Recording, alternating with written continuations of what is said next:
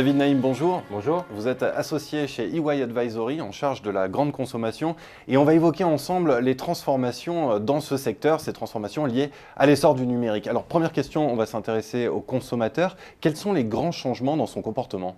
C'est vraiment la révolution, hein, si je pouvais le dire d'une expression, c'est vraiment la prise de la Bastille, au sens où aujourd'hui les consommateurs ont vraiment pris le pouvoir en face des distributeurs et d'ailleurs aussi en face des industriels, hein, parce qu'ils ont l'information accessible partout, ils ont un pouvoir aussi de prescription sur les différentes marques, ils connaissent les prix, ils ne se contentent pas d'acheter aussi, ils échangent, ils revendent eux-mêmes leurs produits, donc tout ça change énormément la manière de commercialiser, comme la manière aussi de vendre et même de fabriquer les produits, hein.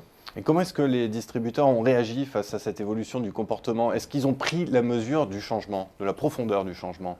Je crois qu'ils ont pris la mesure si on voit un petit peu les investissements qui sont massifs aujourd'hui, hein, sur ce qu'on appelle l'omnicanal, qui induit des investissements d'organisation, de systèmes d'information, aussi sur les modèles logistiques, si on voit aussi tous les mouvements capitalistiques de rachat de différentes startups. Par contre, après, c'est vrai qu'aujourd'hui, si on regarde les chiffres, on est vraiment au début de l'histoire, hein, juste un chiffre à partager qui me semble intéressant. Aujourd'hui, il n'y a pas plus de 30% des retailers qui offrent encore la visibilité sur les stocks en ligne. Et on sait bien que c'est un des sujets majeurs pour les consommateurs. Alors une interrogation, les nouveaux services proposés par les distributeurs, je pense à la livraison à domicile, je pense au drive, ce sont des activités qui sont peu rentables. Souvent, ils les offrent gratuitement et puis ça limite de facto l'achat d'impulsion en magasin. Est-ce qu'on peut dire, à l'aune de cette constatation, que les distributeurs sont en retard, il manque de stratégie offensive ? Moi, je ne crois pas, au contraire, hein, parce que si on regarde ça à l'aune de la rentabilité, comme vous le dites, aujourd'hui, Amazon n'est toujours pas rentable. Donc ce critère-là ne me semble pas forcément le plus à même de juger du caractère offensif des distributeurs.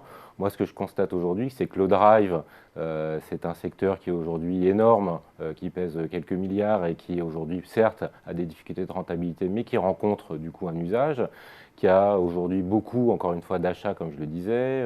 Carrefour vient de racheter rue du Commerce, Casino a investi depuis bien longtemps dans le e-commerce. Donc non, au contraire, je pense qu'il y a un mouvement très offensif aujourd'hui des distributeurs, mais dans un schéma et dans un contexte compétitif qui est très dur.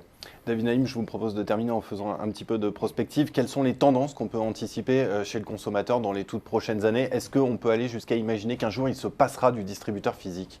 Je crois qu'il y a beaucoup de tendances aujourd'hui sur l'expérience client et je pense qu'un des grands sujets demain qui va probablement changer la topologie des lieux dans la grande distribution, c'est le paiement.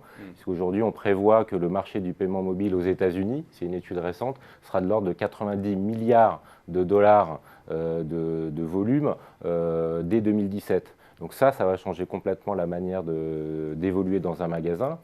Et puis après, pour les distributeurs, ce qui va changer, c'est aujourd'hui une gestion qui est très par format, si j'ose dire, les hyper, les super, les magasins de proximité.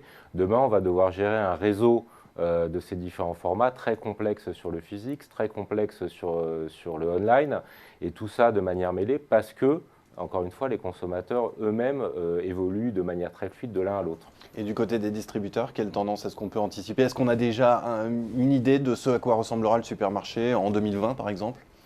Non, on n'a pas d'idée, mais on a beaucoup d'indicateurs parce qu'il y a beaucoup d'expérimentations qui sont faites dans différents formats, que ce soit du low cost, du premium.